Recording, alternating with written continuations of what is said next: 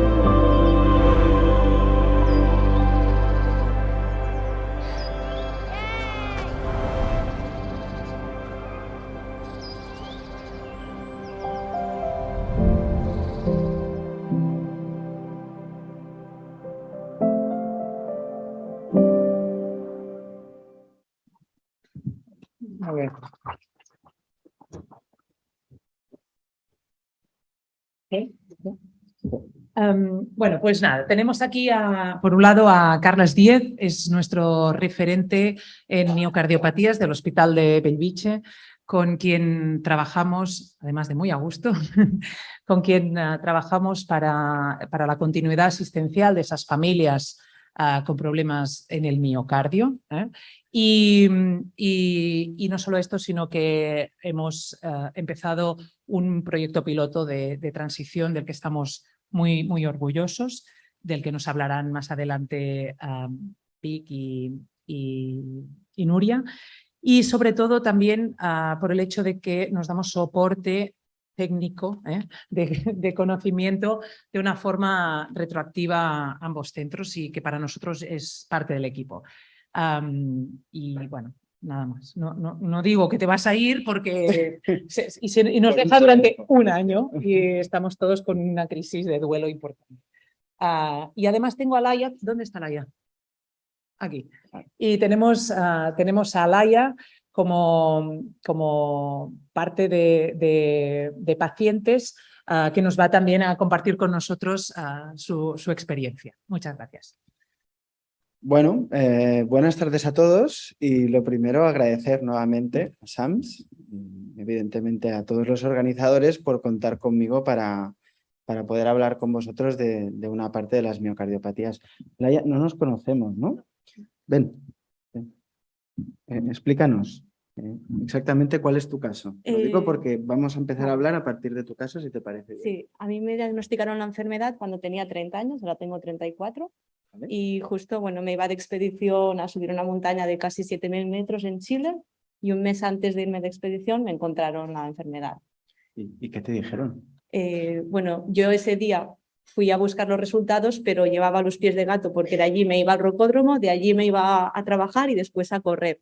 Y llego allí y la cardióloga me dijo, tienes una enfermedad y mi hermano había fallecido con 11 años, hacía 15 años, pero en ese momento nos dijeron que no era nada genético. Y la cardióloga, yo estaba sola, encima en ese momento vivía en el País Vasco y me dijo, tienes una enfermedad y es la misma de la que murió tu hermano. Bien. Y no podrás hacer deporte, que es lo que hará que tu enfermedad vaya más. Y de aquí sales y te vas a la tercera planta, que te pondrán un aparato que registra el corazón durante 24 horas, después bajas, que te darán una receta para que tomes ese medicamento y después te vas a no sé dónde, que te hacen un test genético. Yo salí en estado de shock de, primero sigo la línea verde, la roja, la azul, ¿dónde voy? ¿Qué hago? En estado de shock, del plan, no puedo ir al rocódromo, ahora me han dicho, pero ¿y ahora qué hago? No sé, fue todo Vale, ¿y por qué te diagnosticaron? Porque mi expareja era anestesista y mis electros desde siempre habían salido cosas raras, pero como siempre hacía mucho deporte, todo el mundo decía, bueno, es el electro de Laia, que sale algo raro, pero hace mucho deporte y ya está. Y nunca me habían dado importancia. Y como nos íbamos de expedición nosotros dos solos y nunca había estado a tanta altura, dijo, va, voy a hablar con un amigo mío que es residente de cardiología, le enseño tu electro y así ya nos vamos tranquilos.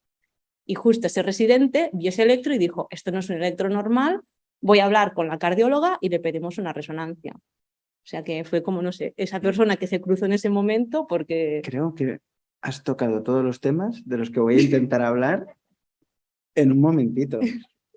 No sé, estoy súper contento de que estés aquí conmigo porque es que no...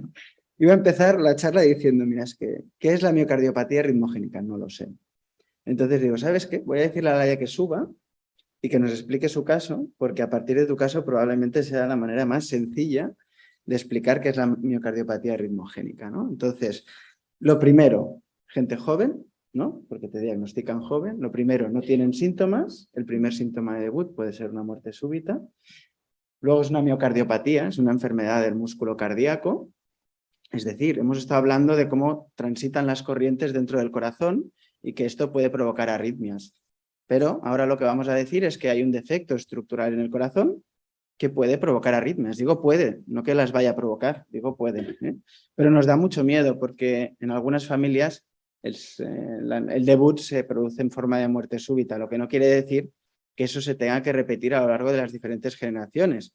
Tampoco que no se tenga que repetir, puede pasar, desde luego, pero si tienes un seguimiento adecuado, pues se puede uno anticipar, ¿no? Y de aquí que sea muy importante lo que decimos todos, el awareness, ¿no? El decir el que. Entonces, ¿tú qué miocardiopatía tienes? Arritmogénica del ventrículo derecho. De ventrículo derecho, ha tocado otro tema. Ahora iremos también a este tema, ¿no? Arritmogénica de ventrículo derecho. Muy bien. ¿Y cómo estás? Bien. Bien. ¿Y alguna cosa más? ¿Te tratan con algo? Flecainida ahora. Ahora con flecainida. ¿Y llevas algún dispositivo? DAI. Y llevas un DAI. ¿Cómo es el DAI? Implantada. ¿Implantado? Sí. No es un subcutáneo, ¿no? Es un DAI intravascular, ¿no? Hemos hablado, ¿no? Con Georgia que existen dos tipos de DAI. ¿Y has tenido algún problema? ¿No? ¿Y haces algo de deporte? Sí, Empieza, pero que mucho estás... más suave de lo que hacía. Bueno, pero Y es que... lo poco que hago, voy como de... Yo siempre había luchado, a mí me ha gustado siempre mucho el deporte de montaña y así, y siempre, pues con todos mis amigos, siempre luchaba de las chicas tenemos que ser igual que los chicos, y si ellos llevan 20 kilos en la espalda, nosotras también. Y era siempre esa y ahora soy al revés, ahora soy la que no lleva nada, o como mucho la cámara de fotos colgando, y es como, porque así no me canso tanto. Pero bueno, puedo seguir haciendo ciertas cositas, pero nada que ver con lo que hacía. Es que has tocado tantos temas que no sé si voy a recordarme de todos a la hora de hablar en la charla porque voy a intentar reforzar estos temas, ¿no? Pero es muy importante saber que justamente aquellos pacientes que tienen más ganas o que hacen más deporte de mayor intensidad tienen más facilidad para expresar el fenotipo y son los que siempre cuesta más decirles tienes que bajar el ritmo. Y luego tenemos en la misma familia gente que quizás no hace tanto ejercicio y que luego no pasa nada. Es un sinsentido porque todos pensamos en la enfermedad cardiovascular como el que fuma, el que tiene tensión. Esto es lo contrario, ¿no? De golpe tenemos pacientes ultrasanos que hacen muchísimo deporte y que desgraciadamente son los que más expresan la enfermedad muchas veces, ¿no? No quiere decir que no puedas hacer ningún tipo de deporte. Y tú también has tocado ese tema. Yo voy a ir pasando sobre estos temas y si te parece tú, me levantas la mano, me dices, espérate, yo quiero decir algo, ¿vale? Me toques así y voy parando, ¿vale? Entonces voy a intentar hacer un mini resumen de lo que ha ido diciendo. Hemos estado hablando ahora de las miocardiopatías, ¿no? Hemos dicho que eran enfermedades del músculo cardíaco y actualmente para mí podríamos decir que tenemos tres tipos muy clásicos que son la dilatada, la hipertrófica y la ritmogénica. Y cada uno en realidad lo que tiene es un mecanismo de enfermedad propio. La hipertrófica es un engrosamiento del músculo cardíaco que provoca una enfermedad que es una miocardiopatía hipertrófica, que también puede tener arritmias. Ahora no la llamamos miocardiopatía ritmogénica, la llamamos hipertrófica, pero hay con muchas arritmias también. Luego está la dilatada, que es una enfermedad que lo que provoca es una dilatación desproporcionada del corazón, que además también puede tener arritmias y también insuficiencia cardíaca. Y luego tenemos la ritmogénica, que como os he dicho no tengo ni idea de lo que es, pero lo que sí que os puedo decir que es una enfermedad que sustituye el músculo sano por grasa y cicatriz. Y la grasa y la cicatriz provocan arritmias. Entonces, para mí, eso es 100% una miocardiopatía ritmogénica. Todo lo otro pueden ser miocardiopatías con arritmias, pueden ser miocardiopatías con gran expresividad arrítmica. Pero la miocardiopatía para mí arritmogénica pura sería esta. Y a partir de ahí vamos a ir hablando de los diferentes tipos. Todo ello tiene mucho que ver con la genética. Llevamos toda la mañana hablando de genética, no voy a dejar de hablar de genética, pero lo que os quiero incidir con esta gráfica es que, si os dais cuenta, muchísimos genes están interconectados con diferentes miocardiopatías. Un mismo gen puede provocar miocardiopatías distintas. Y eso no solo sucede con una variante genética, sino que sucede en una misma familia. Imaginaos si es complicado. Esto igual a alguno de vosotros os ha pasado. Y además, no todas las variantes genéticas son puramente patogénicas. Algunos facilitan el fenotipo más o menos, otras son más o menos penetrantes, que decimos, esto lo habréis tocado previamente, y otras, pues bueno, no sabemos muy bien qué significan, pero quizás con el tiempo y estudiando más a la familia podemos saber exactamente de qué se trata. En cualquier caso, clásicamente, lo que hemos hablado siempre es de la displasia arritmogénica del ventrículo derecho. ¿Sí? Esto es un poco lo que nos venía a contar Laia, ¿no? Eso es una enfermedad que se produce concretamente aquí. No sé si se ve el puntero, en el desmosoma. El desmosoma es una estructura que une las células. Es como la argamasa que conecta las diferentes células del corazón y hacen que se muevan a la vez y que se hablen y que se transmita la electricidad. El problema es que cuando nos fallan uno de estos componentes, que habitualmente se produce en presencia de una alteración genética, a veces la sabemos detectar y a veces no, pero cuando la sabemos detectar, siempre es uno de estos los implicados. La desmocolina, la desmoglina, la placofilina. Contra más aquí en el centro estamos del desmosoma, más displasia rimogénica tendremos. Contra más nos vayamos hacia aquí, más izquierdo lo tendremos y ahora iremos a eso. El caso es que para la displasia, estos son los genes más habituales. ¿Tú tienes alguno de estos? DSP. Una DSP. Perfecto. Entonces, ella está afectada de una desmoplaquina, que es la estructura del corazón que une la parte del desmosoma con el filamento intermedio. El filamento intermedio, imaginaos una telaraña, que es donde se aguanta toda la célula, porque la célula al final es como agua, ¿no? Ahí suelta y varias estructuras, todas se aguantan aquí. Y ella tiene un problema en esto, lo que hace que un poco se nos desmorone la célula y provoque que se haga fibrosis, ¿vale? Esto sería la displasia rimogénica clásica. Y fijaos qué electro tiene, es que podría pasar por normal. Pero si no le hago una resonancia, que es lo que me ha comentado ella, me han hecho una resonancia muy importante y me han detectado que tengo esta afectación en el ventrículo derecho. Tengo un ventrículo derecho arrosariado, ¿eh? Claro, esto es un caso y esto es un caso extremo. Esto es una paciente nuestra con una displasia súper evolucionada del ventrículo derecho, en que ya tiene insuficiencia cardíaca y en el que nos planteamos trasplante. Como veis, el electro es muy diferente, el uno y el otro. La clave puede pasar desapercibido. Y si no lo ve alguien como su pareja, que era anestesista, y dice esto hay que buscarlo más, es posible que nos pase desapercibido, ¿de acuerdo? Entonces, básicamente es muy importante cuando sospechamos esto, hacer una buena historia familiar, hacer una resonancia y ver si las personas tienen cierta alteración en el Holter, que muchas veces vemos en forma de muchas extrasístoles, ¿eh? Las extrasístoles son benignas en general. Pensad que el corazón late 80 veces al minuto, ¿no? Late unos 20 millones de veces al año y 3.000 millones de veces a lo largo de una vida. O sea, es normal que muchos sean distintos, pero si esto es muy frecuente, en exceso, puede haber un problema de miocardiopatía ritmogénica y existen unos ciertos marcadores que nos pueden indicar pues, que existe más o menos riesgo de sufrir una arritmia en evolución. Pues que ya hayamos tenido una arritmia, incluso una muerte súbita, la edad, el sexo varón, ¿de acuerdo? Que suele anticipar, no quiere decir que no vaya a pasar, pero pasa antes, que tengas un desmayo que sea del corazón. Muchos de los desmayos que se producen no parecen, ¿no? Decimos, esto es un vasovagal, se producen en unas situaciones que el cardiólogo tiende a pensar que no parece una arritmia. Entonces, tiene que ser de este tipo, no cualquier tipo de síncope. Como os he dicho, la presencia de muchas extrasístoles y luego, aquí dice, ¿no?, que existe un ratio reducido entre la dilatación del ventrículo izquierdo, derecho y el izquierdo, es decir, que el derecho está mucho más dilatado que el izquierdo. Y un tratamiento, pues puede ser la flecainida, por ejemplo, también el sotalol, los betabloqueantes, la restricción del ejercicio, ¿no?, que es una de las cosas, y valorar el implante de DAI e incluso ablación, sobre todo en casos en que existen arritmias recurrentes a pesar del tratamiento. Yo quería poner esta gráfica para preguntarte cuál de estos haces, porque yo siempre, de todos estos ejercicios que tenemos aquí, tú ahora mismo, ¿qué estás haciendo de ejercicio? ¿Qué te dejan hacer? Bueno, ha llegado un punto que mi cardióloga me ha dicho que haga hasta donde yo vea y que no me fatigue. ¿Vale? Pero ella dice que quiere que pueda hacer una vida medio normal, pero es que, no sé, he buscado en muchos sitios de decirme como una lista, esto sí, esto no. Y en ningún sitio. Una vez me dijeron, puedes hacer 3 horas de ejercicio a la semana. Y yo, ¿cómo? 3 horas de ejercicio al día, dirás, ¿no? No, a la semana. Era como, ¿pero qué me estás diciendo, no?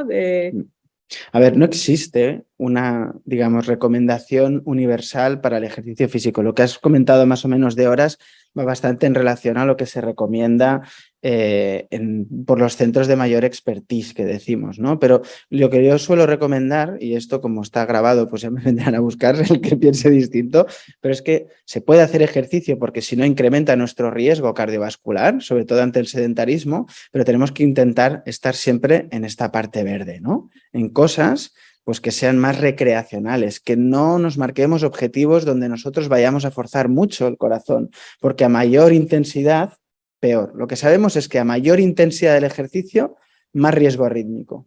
Y a mayor cantidad de ejercicio, más posibilidades tengo de que el corazón se canse antes, porque claro, estamos forzando las conexiones entre células.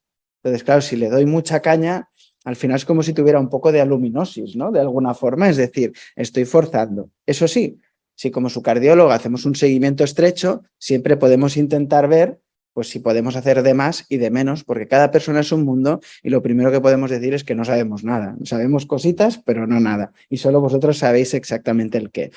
Yo intentaría sobre todo no aumentar mucho la frecuencia cardíaca, que es una cosa de las que te dicen, No subo ¿no? nunca. No subes Es nunca que porque ya encima siempre os pasa igual. Mis pulsaciones son de basales de 45 o 50 como mucho. ¿Vale? Entonces, si volvemos al tratamiento, dice beta bloqueantes, esto es lo que baja la frecuencia cardíaca, nada menos, ¿no? Ya no lo ha tolerado, no le va bien. Sotalol, igual, le va a pasar lo mismo. No, lo probé y... ¿Vale? ¿Qué nos queda? La flecainida, miodarona no le puedes dar a una persona muy joven a no ser que no haya otra alternativa, que evidentemente se pone, pero es un fármaco que va muy bien, pues a larguísimo plazo, como le va a tocar a Laia, no le iría bien, ¿no? Podría dar efectos adversos. Y la flecainida, pues es una opción muy interesante, ¿no? Por eso la toma. Sabemos que existen pacientes de mayor riesgo, sobre todo aquellos que tienen más afectación en forma de falta de fuerza de los corazones y también aquellos que tienen arritmias detectadas o por Holter o por estudios. Esto es un artículo muy reciente con 300 pacientes en que lo que ven es que aquellos pacientes que tienen un estudio positivo de inducibilidad de arritmias tienen mayor riesgo de arritmias respecto a los que no lo tienen. Esto que parece un sinsentido, porque, o sea, que te parece una obviedad, no es tan obvio porque hay muchos grupos que piensan cosas distintas, ¿no? Yo lo que resumiría de todo esto es que en manos expertas y en pacientes adecuados es posible realizar un estudio electrofisiológico para terminar de estratificar el riesgo. Ahora no me vayáis todos al cardiólogo a decirle que a mí no me habéis hecho el estudio electrofisiológico y que quieres saber si tienes mayor o menor riesgo. Esto hay que hacerlo una valoración muy individualizada, pero que sepáis que ya tenemos evidencia de que puede ser de utilidad, que muchas veces había personas que desconfiaban. Y un poco lo que quería transmitir del concepto actual de miocardiopatía ritmogénica. Hemos pasado de este concepto clásico que os estaba explicando, la displasia ritmogénica, a un concepto más global de todo un corazón que tiene más tendencia a presentar arritmias, que hay algunas que son dominantes del ventrículo derecho, otras que son dominantes de más afectación del ventrículo izquierdo y otras que son de afectación biventricular. Lo que sabemos es que en función de la genética también cambia. Os he explicado antes más o menos cómo era la estructura del sarcómero y cómo, en función de dónde teníamos la afectación, era más derecho o más izquierdo. Y esto es una teoría que se aplica en la mayor parte de los casos, pero también tengo pacientes que tienen afectación biventricular y tienen una placofilina 2, una PKP2, que en principio debería ser muy de derechas. Pues no, es derechas e izquierdas. O ella, que por ejemplo tiene una displasia y en realidad tiene una desmoplaquina y tiene afectación de los dos ventrículos, ¿no? Entonces es muy distinto. Lo que sabemos es que en las últimas guías de consenso tenemos o empezamos a tener criterios de cómo diagnosticar la afectación del ventrículo izquierdo, que es por resonancia. La afectación en la resonancia magnética con un realce tardío, es decir, con cicatriz, vemos una cicatriz y ahora os la enseñaré, en unas zonas muy concretas del lado izquierdo del corazón, nos tienen que hacer pensar en que sí, en un contexto familiar, en un contexto concreto que se acompañe de arritmias o otras alteraciones, esta persona puede padecer una miocardiopatía ritmogénica. ¿Tú sabes que tenías una resonancia magnética? Afectación, pero no recuerdo. Vale. Es muy importante que les comuniquemos a los pacientes, no lo digo por tu esto, pero que sepan exactamente lo que tienen, no por nada, sino porque yo creo que sois los primeros interesados, ¿no?, en saber exactamente qué nos pasa. Mira, esto es como visto a la inversa. Esto es un artículo que publicó Andrea, que es un compañero mío de trabajo, en el que desde el otro lado veía pacientes que tenían afectación del corazón y buscaba quién tenía más riesgo de tener arritmias. Y lo que detectó es que hay un grupo de pacientes que consideró de alto riesgo que tenían una fuerza del corazón no muy deprimida, pero en cambio tenían alto riesgo de arritmias. Y lo que vio es que estos pacientes en realidad tenían una cicatriz en unas zonas que además son las que tienen las miocardiopatías arritmogénicas izquierdas, es decir, que estaba identificando por el otro lado como paciente de alto riesgo pacientes que tenían miocardiopatías arritmogénicas. Os he estado explicando antes, ¿no?, los diferentes componentes del corazón y del desmosoma. La miocardiopatía dilatada tiene muchos otros genes que pueden ocasionarla. Entonces tendremos que ir a buscar cuáles son de estas dilatadas que tienen esto. Por lo tanto, muy importante el estudio genético, ¿de acuerdo? Porque lo que sabemos es que, veis aquí que pone realce tardío de gadolinio subepicárdico, cicatriz, para vosotros eso es cicatriz, ¿de acuerdo? En el subepicardio, es decir, como en las afueras del corazón, ahora os lo enseñaré, más riesgo rítmico. Pues mira, las distrofinopatías, es decir, personas que tienen distrofia de Duchenne, de Becker, la desmoplaquina, ¿no?, que es el caso de Laia, o la filamina C, que también tiene mucha insuficiencia cardíaca. ¿De acuerdo? Luego tenemos otros que son más inespecíficos. Podríamos decir lamina inespecífica, lo que no quiere decir que sea de bajo riesgo. No, es de alto riesgo. Simplemente que es más difícil de saber que se trata de una lamina. Y luego otro tipo de alteraciones genéticas. Esto sería un caso mío, no eres tú, pero es un caso mío de desmoplaquina, que vino con arritmias. Lo que vemos es que para nosotros, para un cardiólogo, este corazón así moviéndose es muy normal, ¿de acuerdo? Pero luego le hacemos el realce tardío de gadolinio, que es lo que os decía de la cicatriz, y tachán, tenemos aquí esta mota blanca que es cicatriz. Y si corto como si fuera una rodaja de donut el corazón, aquí tiene una cicatriz compacta que además a lo largo del tiempo tiende a evolucionar y no sabemos por qué, ¿vale? Ya os digo de entrada que no sabemos por qué, ¿de acuerdo? Entonces, estos pacientes hay que identificarlos, ¿de acuerdo? Porque además, como os he dicho, no tienen ninguna alteración evidente en el resto de pruebas. En cambio, si hacemos una resonancia, que es como diagnosticar una Laia, entre otras cosas, podemos ver que existe una cicatriz, ¿de acuerdo? También existe lo que decimos un overlap, una unión entre miocardiopatía ritmogénica por desmoplaquina y miocarditis. No os asustéis ahora todos, no todos los que tenéis desmoplaquina vais a tener miocarditis, pero es cierto que existe un grupo de pacientes que tienen miocarditis y que en realidad tienen un trasfondo genético que facilita la aparición de estas miocarditis. ¿Tú has tenido alguna vez algún dolor en el pecho o alguna cosa? No, ¿veis? Por ejemplo, a Laia no le ha pasado nunca. Sin embargo, nosotros somos centro de referencia para el shock cardiogénico y arritmias en toda Cataluña, entre otros, no solo nosotros.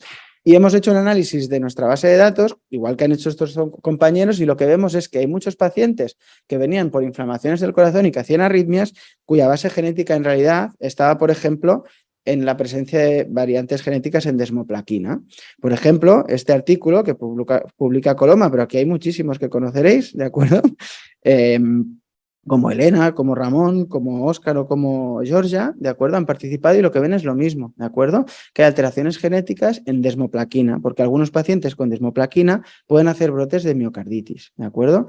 Luego está la filamina C, ¿de acuerdo? La filamina C es un componente del filamento intermedio, de esa telaraña que os decía que estaba dentro del corazón. Pues aquellos pacientes que se les forma mal tienen tendencia a hacer una miocardiopatía, que ya tiene más falta de fuerza, no solo cicatriz, y que encima se acompaña de cicatriz y que alrededor de los 40-50 años empiezan a aparecer eventos en forma de insuficiencia cardíaca y de arritmias. Yo vengo de una unidad de trasplante, entonces muchos de mis pacientes tienen en realidad esto, ¿de acuerdo? Pues son pacientes que a posteriori, cuando los hemos podido estudiar, tenían alteraciones en estos genes, ¿de acuerdo? Esto, por ejemplo, sería un caso de filamina C precoz. No vemos absolutamente nada, me tenéis que creer. Esto es un corazón lado izquierdo, lado derecho contrayendo y el donut que os decía. Esto es una ecografía con patrón de deformación miocárdica. Bueno, esto es muy complejo, pero básicamente es como la manera más fina de ver cómo se contrae el corazón. Muy bien, excepto en esta zona de aquí. Y un Holter que tiene un solo extrasístole ventricular. O sea, vaya, nada, para cualquier persona nada. Pues bueno, le hago la resonancia, esta no es, perdonad, pero en realidad tengo un patrón de fibrosis muy importante. Sin resonancia no sabemos nada con las miocardiopatías arritmogénicas. Luego tenemos la lamina, que es una enfermedad muy concreta que se produce en un componente de la membrana nuclear, que decimos, en un componente muy concreto de la célula, ¿de acuerdo? Que lo que provoca es una miocardiopatía dilatada muy precoz y con muchas arritmias, ¿de acuerdo? Muchos de ellos incluso precisan de trasplante cardíaco, ¿de acuerdo? Y además, algunos de ellos se acompañan de afectación muscular, ¿de acuerdo? Son pacientes que tienen dificultades y pérdida de fuerza a nivel del tronco, tienen distrofia muscular. Algunos lo tienen, más distrofia, menos miocardiopatía, y otros más miocardiopatía y menos distrofia.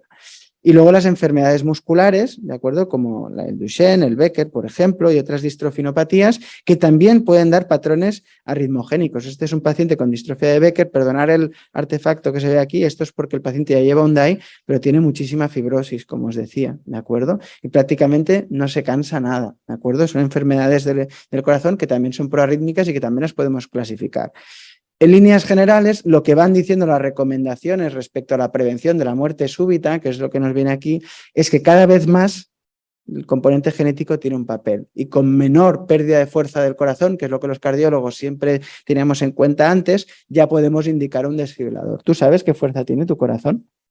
No lo sabes tampoco. Bueno, pues muchos de los pacientes, en realidad, antes solo poníamos DAIs a aquellos pacientes que tenían el corazón muy deteriorado, con muy poca fuerza. Ahora sabemos que algunos de ellos, sin tan pérdida de fuerza, pueden presentar arritmias y tenemos que anticiparnos, ¿de acuerdo? ¿Y cuál es el futuro? Pues probablemente ir de esta genética a la genómica, intentar explicarnos más por qué algunos pacientes expresan más o menos estas enfermedades y quién tiene más o menos riesgo arrítmico más allá de tengo un gen o no, porque como os he dicho, aparte de tener el gen o una alteración genética, algunos lo expresarán menos y otros menos, y esto nos tiene que llevar a una medicina personalizada. Antes yo no podía estar porque estaba en el hospital, os ruego que me disculpéis, estaba acabando de pasar visita, pero creo que se ha comentado, ¿no? La posibilidad de hacer una medicina de precisión y personalizada incluso a través de terapia génica. Esto ha sido merecedor de un premio Nobel, no para las cardiopatías genéticas, pero sí la técnica, y simplemente deciros que son todos estudios que están en fase todavía preclínica, es decir, no lo estamos usando todavía en pacientes, ¿de acuerdo? O sea, no vayáis ahora todos en masa a preguntar por esto, porque nosotros estamos dispuestos y estamos esperando que esto suceda y estamos muy agradecidos de que se investigue y vamos a participar de ello, pero todavía estamos haciendo papeles, como aquel que dice, ¿de acuerdo? Es decir, que ahora por ahora tenemos que quedarnos con lo que tenemos y que si tenemos la oportunidad de empezar estudios, pues lo haremos y seremos los primeros que os lo ofreceremos. Así que simplemente para resumir, y antes de que continuemos hablando, si es que nos dejan, porque no sé si nos van a dejar, simplemente decir que la miocardiopatía arritmogénica es súper compleja y heterogénea, os lo he intentado explicar, hay muchos subtipos distintos, tienen muchas causas y cada uno se expresa como su padre y su madre. Que el diagnóstico tiene que ser multidisciplinar y tenemos que utilizar muchas herramientas. Hemos hablado de la genética, hemos hablado de la historia familiar, hemos hablado de cuánto deporte has hecho, hemos hablado de la resonancia magnética, hemos hablado del Holter, de las arritmias, de la localización de las arritmias. Que la genética es un reto y una oportunidad, sobre todo para las familias, para anticiparnos, ¿no? Hoy en día, pues gracias a muchas plataformas y estudios que se realizan, sobre todo para la investigación de la muerte súbita, pues podemos localizar la causa genética de las diferentes miocardiopatías y esto llevarnos a anticiparnos y localizar a los familiares en riesgo, como por ejemplo la ya, ¿de acuerdo? Y que las unidades de cardiopatías familiares tenemos que apoyarnos y tenemos que ser referencia para una gran parte de la población, no para que los llevemos quizás directamente a todos, porque eso sería imposible, cada vez vamos a diagnosticar a más personas, pero sí aquellas personas que estáis en mayor riesgo o que tenéis una miocardiopatía que decimos los cardiólogos de peor pronóstico, ¿de acuerdo? Que hay más riesgo de que las cosas vayan mal o hay que ser más fino para detectar pequeñas alteraciones que puedan afectar de forma grave. Bueno, este es un poquito el modo en que nosotros trabajamos, lo ha explicado Georgia y se explicará a lo largo de aquí. Yo la verdad que me he encontrado un grupo de personas maravilloso y del que solo tengo buenas palabras. Simplemente decir que yo me voy un año, pero vuelvo, me voy a Nueva York un año, pero vuelvo, no os preocupéis. Y que Fernando, que es el que sale ahí al lado de la foto, es más joven que yo.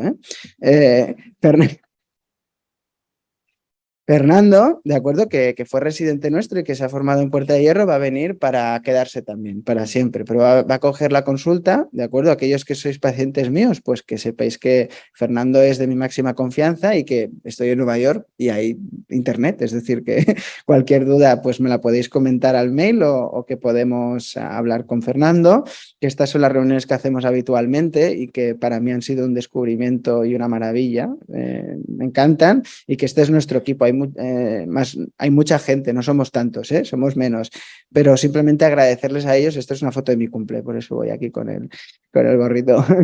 Entonces, simplemente decir que tenemos un capital humano maravilloso, que estamos dispuestos a ayudaros y que simplemente muchísimas gracias por la confianza que todos pues nos brindáis. Así que nada, muchas gracias.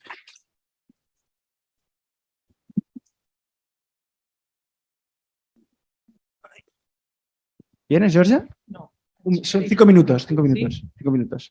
Muy rápido, muy rápido. Vale. ¿Alguien tiene alguna pregunta? Primero de todo, muchas, ¿no? Vale. ¿No? Voy. ¿La respondes tú o yo? Es broma. No, que yo quería saber si finalmente pudiste ir a Chile o no, sino me quedé esperando. Fui a Chile porque tenía todo comprado, pero en vez de subir el Yuyayaco, pues lo vimos desde abajo. Y de lejos dije, mira, tendría que haber estado ahí, pero mira, aproveché para hacer turismo, para ver el desierto de Atacama y no sé, me lo tomé de otro modo. ¿Tenéis alguna duda así del público más? ¿Alguna pregunta? No. ¿Tú cómo te sientes desde que te diagnosticaron? A ver, he pasado etapas de todo. Ahora, pues eso, ya hace casi 4 años y pues mejor. Hay momentos, pues que, o por ejemplo, ahora que me encuentro que, sobre todo, pues muchas de mis amigas están siendo madres y esto es algo que también, pues he visto que será como un limitante para mí, pues en esos momentos es como que me vuelvo a enfadar con la enfermedad. Pero bueno, son como etapas y voy fluctuando. Creo que hay una sesión, ¿no? Justo después de esto, pero bueno, podremos hablar extensamente porque tiene muchísimas cosas, ¿no? Pero ahora, ¿tú a qué te dedicas? Bueno, yo era enfermera. ¿Y ahora? Ahora mismo no estoy haciendo nada. Hice el máster de profesorado, pero justo entre medias me pilló la pandemia y todo, y me han dado una incapacidad para mi profesión habitual, o sea, no puedo trabajar de enfermera. Quería empezar a trabajar de profesora, hacer colaboraciones puntuales de pues, cursos de primeros auxilios en los ciclos formativos, o sea, intentar relacionarme un poco con el mundo del deporte de montaña, pero desde otro lado.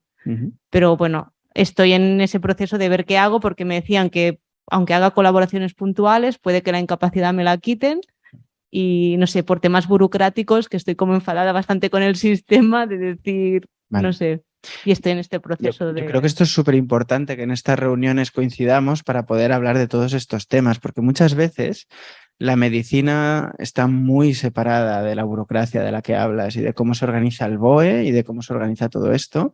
Y nosotros los profesionales estamos completamente capados porque no nos llaman a tomar decisiones, ¿no?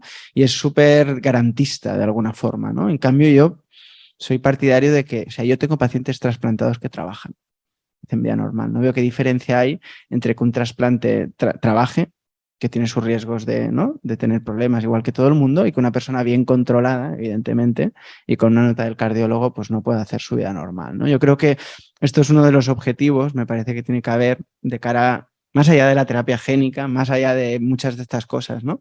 Que las personas con miocardiopatías puedan hacer vida normal porque se les ha colocado un San Benito y un supuesto y ellos se sienten bien. Evidentemente hay cosas que sabemos que no se deben hacer porque van mal para la enfermedad, pero tampoco tengo tan claro que no puedan participar de según qué actividades laborales o incluso de ocio, ¿no? En tu caso, no sé exactamente cuál es el problema exacto por el cual no puedes. Estaba trabajando en esta hospitalaria y pues me dijeron eso, pues que los esfuerzos, bueno, yo misma lo vi cuando empecé con la medicación, de pues que ciertos esfuerzos intentaba hacer y me ahogaba y no podía. O sea, si en un momento dado tenemos que subir un cuarto piso llevando todo el monitor, la mochila y todo, es que yo no puedo. Sí. Y de allí yo quería llegar a trabajar pues en equipos de rescate de montaña o así. Me he formado mucho de eso en cursos de medicina en montaña, medicina de expedición. Y claro, ahora me han dicho que bueno, que como no puedo hacer de enfermera, que como mucho que me vaya a hacer de recepcionista de un hotel o algo que no tiene nada que ver con lo que era mi profesión, ¿no? Bueno, esto es un problema, ¿no? Que nos vemos a menudo porque también, bueno, yo tengo pacientes, ¿no? Pues uno quería ser policía o quiere ser policía, el otro quería ser bombero y estaba preparando las oposiciones, ¿no? La verdad que es una situación muy compleja para el clínico cuando dice, oye, no, ¿no? Y ahí viene la importancia de las unidades pediátricas, ¿no? Porque ¿qué hacéis, Georgia, con los peques que tienen riesgo elevado de tener una miocardiopatía o arritmias? Bueno, cuando tenemos un debut precoz, pues orientamos, es lo que decíamos, ¿no? La transparencia, el hecho de explicar el por qué era tan bueno que lo iban a fichar para estar en la escuela de fútbol del Barça y resulta que tenemos que decir, bueno, pues tal vez tendríamos que hacer otra cosa en un club un poquito más modesto. ¿Por qué? Porque en general son chavales que son buenos en todos los deportes porque, bueno, es un perfil y que sabes que puede ir muy bien, pero si se va a entrenar pues va a progresar más rápidamente la enfermedad, especialmente con la rimogénica, ¿no? Entonces, bueno, hay que orientarlo bien. Lo que no puedes es, como no tiene, bueno, como va estando bien, pues que vaya a tope y ya veurem més endavant. No. Hay que orientar y bueno, restringir sin escapar, ¿no? Que es esto, es el justo equilibrio entre todo, ¿no? Yo también, es que has estado desde el principio, la presentación del SEM, o sea, hay una atención del SEM por teléfono brutal que nos ayuda un montón y yo no veo que tú no puedas hacer esto. ¿Me explico? Que continúa siendo trabajar por el SEM allí sentadito, no entiendo según qué incapacidad. Si me dijeras, no, es que no puedo hacer rescate de montaña, de acuerdo, pero justamente esta es una empresa, ¿no? Que es el SEM, que tiene unos formatos de trabajo muy amplios. Yo en ese momento estaba viviendo en el País Vasco y no estaba trabajando allí en nuestra hospitalaria. Pero claro, en ese momento mi pareja, que lo que compartíamos más era el deporte de montaña, pues la enfermedad también hizo la ruptura. Y claro, dejar el trabajo para volver aquí. Me dijeron que el único trabajo donde estaban obligados a adaptarme el sitio de trabajo era donde estaba trabajando cuando me detectaron la enfermedad. Claro, yo tenía muy claro que no me quería quedar yo sola en el País Vasco y quería volver aquí.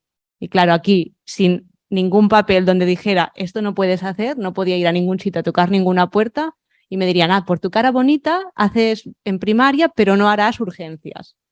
Y por eso fue cuando fui a buscar, pero yo solo quería el hecho de que me pudieran adaptar eso.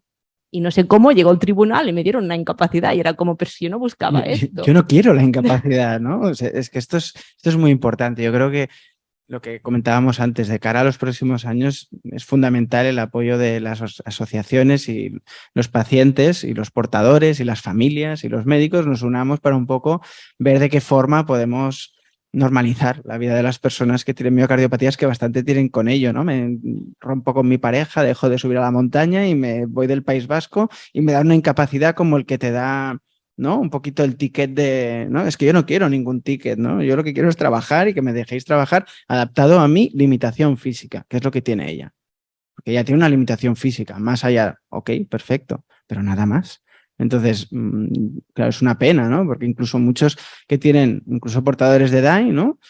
No tienen ninguna limitación física, lo que tienen es un problema proarrítmico y que hay que ir con cuidado en ciertas circunstancias, ¿no? Entonces, bueno, aprovechar este marco, ¿no? de esta maravillosa jornada para reivindicar esto, ¿no? Que nos tenemos que poner las pilas. Ya está, la pandemia ha pasado, ¿no? Hemos vuelto, todos podemos estar juntos. Seguirá habiendo el COVID, lo habrá. Quién sabe si tendremos otra cosa, pero desde luego no del mismo formato. Tenemos que volvernos a unir como hoy, ¿no? Que bien falta nos hacía y cambiar las cosas de una por todas, ¿no? No sé si querías decir alguna cosa más, Laia. ¿Querías compartir algo más, no? He estado muy, muy a gusto contigo. Encantado.